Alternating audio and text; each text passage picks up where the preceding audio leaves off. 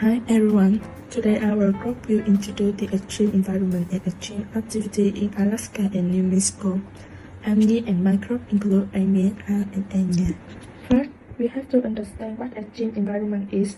An extreme environment is a habitat known by the harsh environment, difficult or impossible to survive or adapt. Extreme cold like polar region or extremely hot and dry like hot arid area.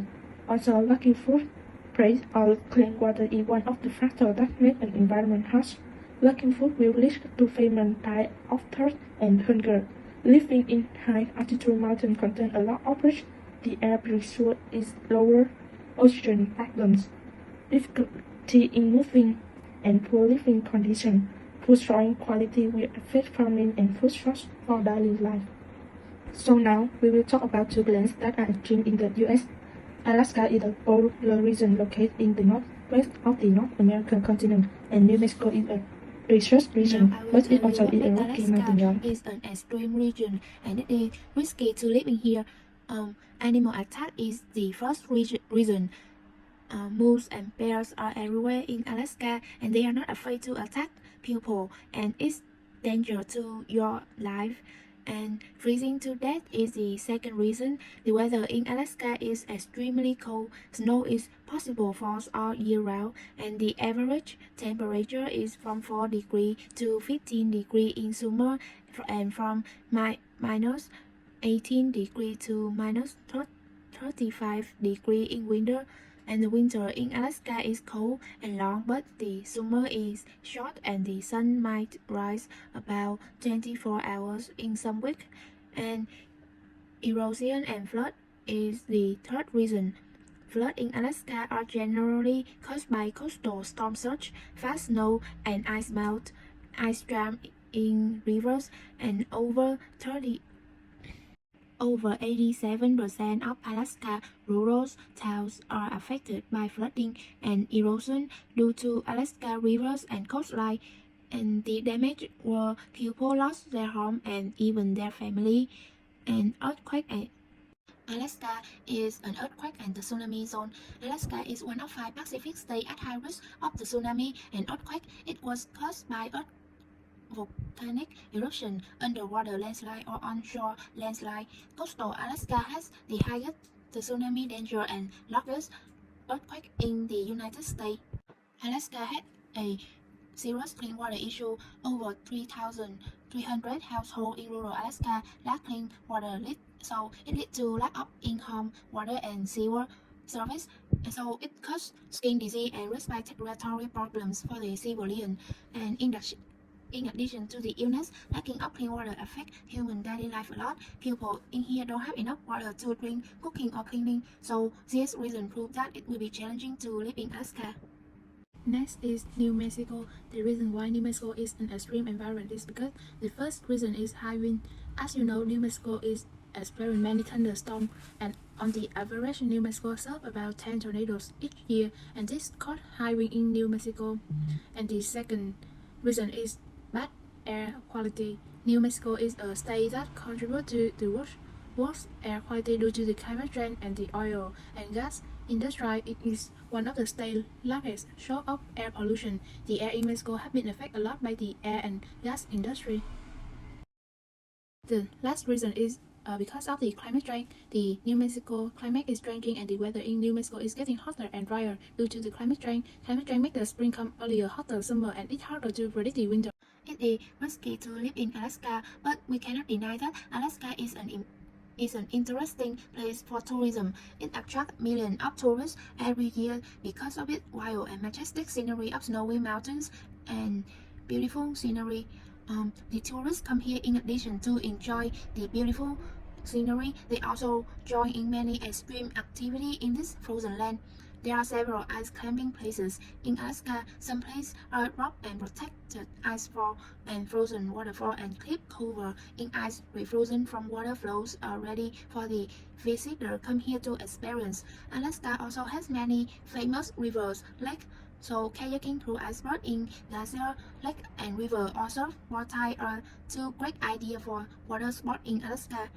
and downhill and hilly skiing are two popular sports in here because Alaska is considered to be the best place for skiing.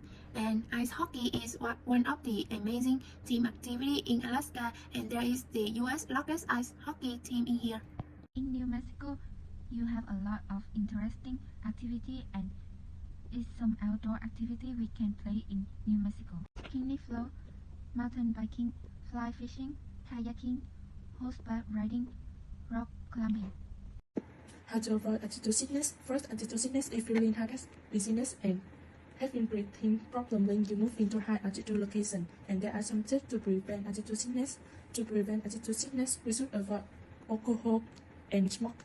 Drink more water to keep your body hydrated. Take anti-sickness medicines. Climb slowly or take a break. And when you have this altitude sickness symptom, you should move down and go see the doctor as soon as possible. So now we're gonna move to how to avoid hypothermia. Hypothermia is your body temperature increase higher than 37 degrees, unable to cool down through sweating. Your skin becomes flushed, headache, and flu vision. To prevent hypothermia, you should stay indoors with air conditioning or find a shady place to rest when you go out.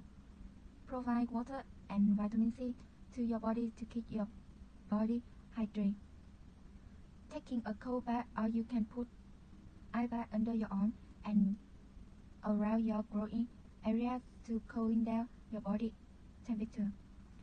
When you feel hot, avoid the alcohol and heavy meal with greasy food. How to avoid hypothermia? Hypothermia is when your body temperature drops too low. The average body temperature is about 37 degrees, and when your body temperature drops below 35 degrees, you get hypothermia. Your heart, your brain system, and other organs are unable to work normally when your body temperature drops too low. Hypothermia is extremely dangerous and even die. We're gonna talk about how to avoid heat stroke. Heat stroke is the most serious illness caused by heat. The disease occurs when the body is no longer able to control its temperature. By temperature rate, apparently sweating is not enough to release heat. The body cannot cool itself.